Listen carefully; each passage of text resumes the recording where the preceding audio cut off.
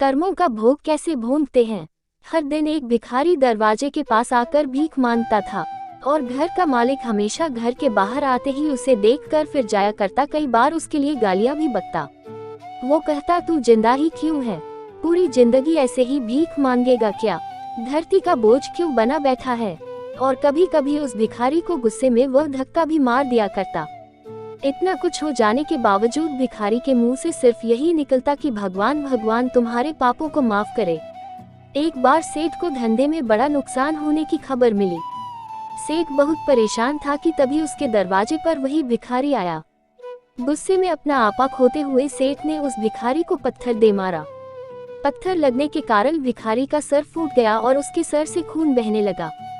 फिर भी दर्द से कराहते हुए भिखारी ने इतना ही कहा, भगवान तुम्हारे पाप को माफ करे। भिखारी वहां से चला गया। सेठ सोच में पड़ गए, भिखारी को पत्थर मारा फिर भी उसने सिर्फ प्रार्थना की। सेठ का गुस्सा शांत हुआ। सेठ का मन शांत हुआ भिखारी का रहस्य जानने के लिए। सेठ ने भिखारी का पीछा करना शुरू कर दिया। भिखारी जहाँ जहाँ जाता सेठ उसके पीछे जाता। सेठ ने देखा कि कोई उसको खाना देता, कोई उसको मारता, कोई अपमानित करता तो कोई गाली देता। लोग भिखारी के साथ चाहे जैसा व्यवहार करते, लेकिन भिखारी सबके लिए एक ही प्रार्थना करता, भगवान तुम्हारे पाप माफ करें। अब रात होने को आई थी। भिखारी अपने घर जाने के लिए लौटा। वो अपने घर पहुंच गया, लेकिन सेठ अब भी उसका पीछा कर ही रहा था। एक पुरानी टूटी हुई खटिया पर एक बूढ़ी औरत लेटी हुई थी, काफी कमजोर और बीमार लग रही थी। वह भिखारी की पत्नी थी। अपने पति को वापस आता देख वह खाट से उठ खड़ी हुई। पत्नी ने अपने पति के भीख वाले कटोरे में देखा, उसमें सिर्फ आधी बासी रोटी थी। उसे देखकर वह बोली, आज बस इतना ही मिला, और हाँ, आपके सिर से खून निकल रहा है, ये चोट कैसे लगी। बूढ़ा भिखारी बोला, आज बस इतना ही मिला, किसी ने कुछ दिया ही नहीं। सब ने गालियां दी और एक नए पत्थर भी फेंकना, इसीलिए मेरा सर फट गया। एक गहरी ठंडी सांस लेकर बूढ़ा भिखारी फिर से बोला, यह मेरे ही पापों का फल है। तुम्हें याद है कुछ सालों पहले हम कितने अमीर थे, क्या कुछ नहीं था हमारे पास। हमारे पास हर चीज जरूरत से ज्यादा थी, लेकिन हमने कभी दान नहीं किया। और उससे भी बुरा हमने उस अंधे भिखारी के साथ किया जो हमारे द्वार पर भीख मांगने आया करता था। बूढ़ी पत्नी की आंखों में आंसू आ गए। वह बोली, हाँ, हम उस बेचारे अंधे के साथ बहुत बुरा करते थे, उसका अपमान करते थे, उसे खाने के लिए रोटी की जगह कागज दिया करते, उसका मजाक उड़ाया करते और कभी कभी मारा भी करते।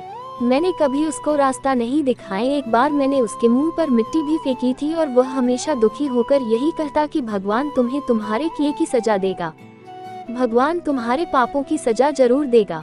उसका श्राप सच हुआ और हम इस दुख भरी जिंदगी में आ गए।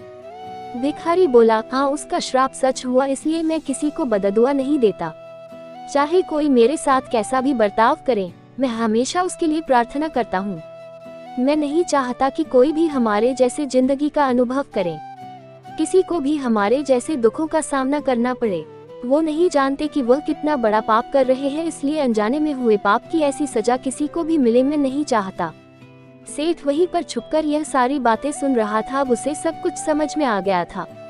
भिखारी और उसकी पत्नी ने वह आधी रोटी मिल बांट कर खाई और भगवान को धन्यवाद बोलकर सो गए। अगले दिन बड़ा भिखारी फिर से भीख मांगने गया। सेठ के घर के पास जाते हैं। सेठ ने पहले से गरम रोटी या उसके लिए निकाल कर रखी थी। उसे देते हुए सेठ विनम्रता से बोला, माफ कर दीजिए बाबा, उसे बहुत बड़ी गलती हो गई। बूढ़ा भिखारी बोला, भगवान तेरा भला करे। इतना कहकर वह आगे निकल गया। इस कहानी से जो सीख लेने लायक है वह बड़ी ही सिंपल है कि आदमी चाहे किसी के बारे में बुरा कहे या भला करे, लेकिन भगवान सिर्फ कर्म के हिसाब से उसको फल देता है। क्या हुआ अगर भगवान नहीं दिखता है, लेकिन ये बात बिल्कुल सच है, उसके खाते में सबका हिसाब बहुत बहुत पक्का होता है।